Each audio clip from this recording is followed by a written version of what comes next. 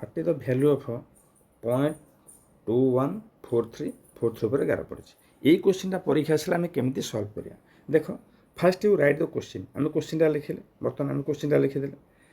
तापर कौन कर लेख 2143 नंबरटा लेख नंबर लिखि सारापर माइनस जो संख्या पर 11 पड़नी ताको माइनस कर 11 पड़नी क्या 21 पर 11 पड़नी 21 पर 11 पड़नी तो 2143 -21 बाई कौन करवा ना जो जी संख्यार 11 पड़ी आम हेतिकटा 9 लिखा दुईटा संख्यार 11 पड़ी आम दुईटा 9 लिखिले आ दुईटा संख्यार 11 पड़नी आम से दुईटा 0 लिखिले दिस टर्म इज दिस